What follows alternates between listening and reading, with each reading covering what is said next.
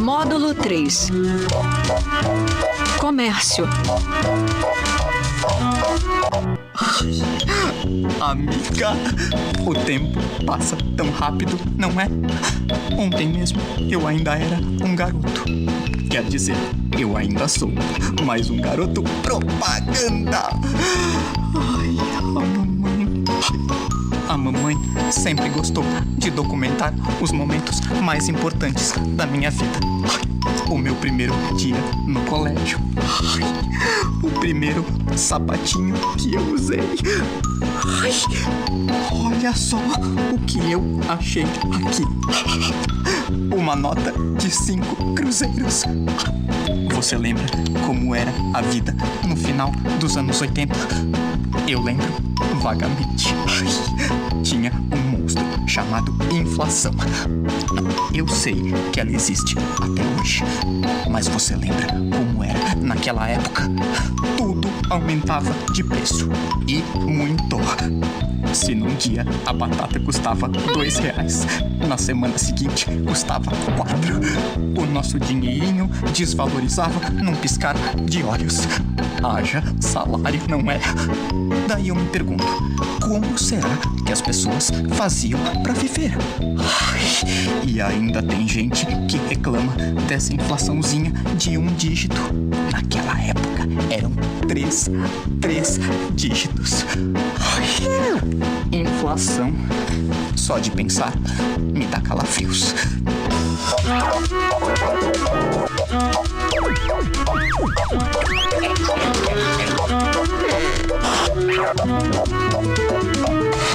Programa 10.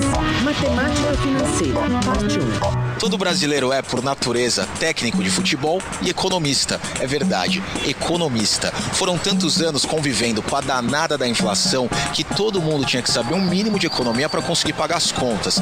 Agora, será que a inflação, mesmo menor, ainda tira o sono das pessoas? Com o dinheiro que o senhor fazia supermercado há 1 ano atrás, ainda dá para fazer o mesmo supermercado hoje? Não. Os preços, né, aumentaram muito, o preço de mercadoria. Algumas coisas aumentaram, mas tem muitas que o valor permaneceu mesmo. Uma nota de R$50, a que você tem no bolso hoje, ela vale a mesma coisa que valia 1 ano atrás? Não, também não, infelizmente. De maneira alguma. Valorizou bastante. Aumentou o consumo de energia elétrica ou aumentou o preço do quilowatt? O que aumentou? Aumentou o preço do quilowatt. Que aumentou o valor da conta de luz. O preço da luz que está mais caro. O consumo é o mesmo, praticamente, de alguns anos atrás. Eu tô aqui com o professor Galo, que é um especialista no assunto. Ele vai responder algumas perguntas que as pessoas fizeram na rua. O que é a inflação e como isso afeta o nosso dia a dia? É quando todos os preços da economia sobem. Todas as coisas, ônibus, arroz, feijão, aluguel, tudo sobe na economia. Isso é inflação. E como que afeta o nosso dia a dia? Justamente em todos os momentos. Quando eu vou tomar um ônibus, o ônibus está mais caro, isso está afetando o meu bolso. Fica tudo mais caro e o salário fica menor dentro disso. Já houve um tempo em que a inflação era um verdadeiro monstro a assombrar a vida das famílias. Era preciso correr para pagar as contas e encher as prateleiras da cozinha com alimentos.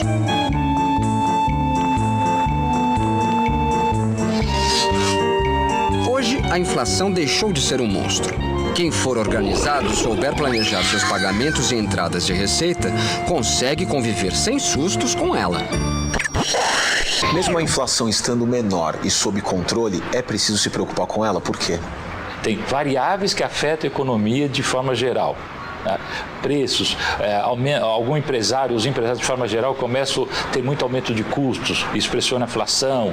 Alguém quer ter aumento de margem, quer ganhar mais, aumenta a inflação, tem muita moeda, pode aumentar a inflação. Ou seja, são vários componentes que podem provocar um aumento de preços. Então, mesmo quando ela está controlada, entre aspas, nós precisamos ficar atentos a isso. Como ninguém conseguia conviver com tanta inflação, inventaram a tal da correção monetária.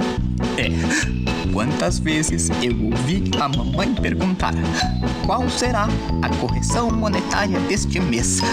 E ela sempre reclamava da resposta.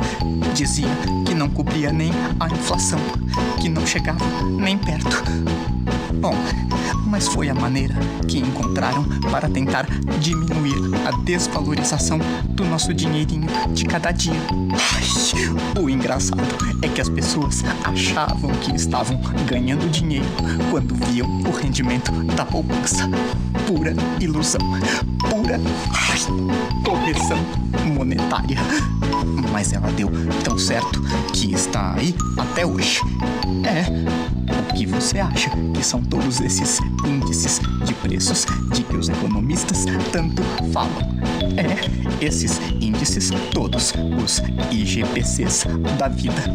Esses que a gente usa para corrigir os aluguéis, as contas de telefone, de luz, até mesmo os salários. Eles nada mais são do que uma maneira de se fazer correção monetária. Para você ver, no mundo de hoje, a correção tem mesmo muitas e muitas utilidades. Você sabe o que é correção monetária? Pelo próprio nome, corrige o valor do dinheiro. Correção monetária é a correção do valor do dinheiro. Você sabe o que é IGPM? IGPM. É Índice Geral de Preços. E o que é o INPC? É Índice Nacional de Preço ao Consumidor. Marília e Dirceu resolveram colocar no papel os gastos com alguns itens da cesta básica. Querem entender por que o dinheiro deles anda tão curto.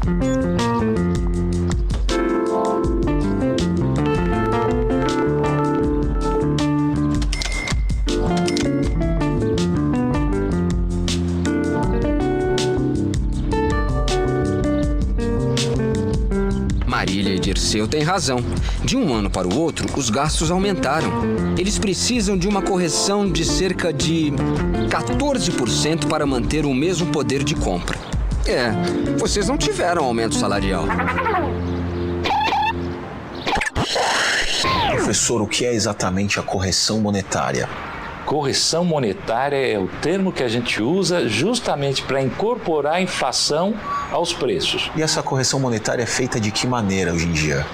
É feita com base em alguns índices de preços. Os principais são IGP, IPC, INPC, IGPM. São índices que medem qual foi a inflação numa determinada população, tá ok? E que permitem você usar isto justamente para corrigir monetariamente aquele preço, aquele salário, etc.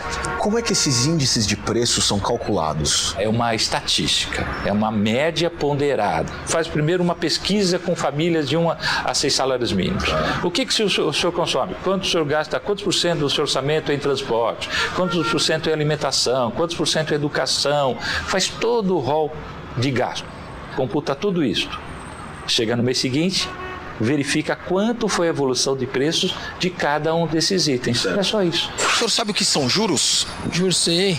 São rendimentos do capital. Os juros, se não dão para evitar quando a pessoa está descontrolada das finanças, os juros basicamente de cartão de crédito e cheque especial. Encargos financeiros de banco, cartão de crédito. Toda compra parcelada tem um juro embutido. Você já se deu mal com juros alguma vez? Já me dei bastante mal. Eu cheguei ao ponto de ter que vender o meu carro para pagar dívidas por conta de juros acumulados. Eu me dei mal que eu fiz um financiamento e o juro tive que negociar depois. Nas compras parceladas, que teoricamente o vendedor diz que é sem juros, se possui alguns juros embutidos. Não existe isso no mercado. Toda vez que alguém falar, olha, você paga isso 5 vezes sem juros, não é verdade. Ele é uma operação financeira. Esse bem à vista custa menos do que parcelado. Pedro tem um banco. Como Ana confia em Pedro, resolveu deixar seu dinheiro guardado com ele por algum tempo em troca de juros.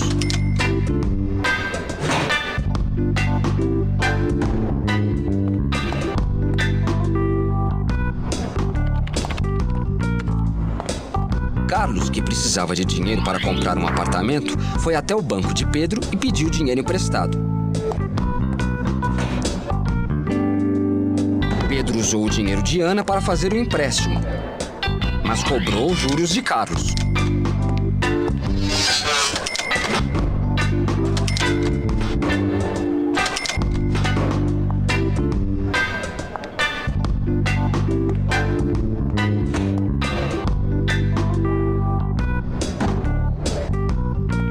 cobrados de Carlos foram um pouco maiores do que pagou a Ana quando ela foi retirar seu dinheiro no banco.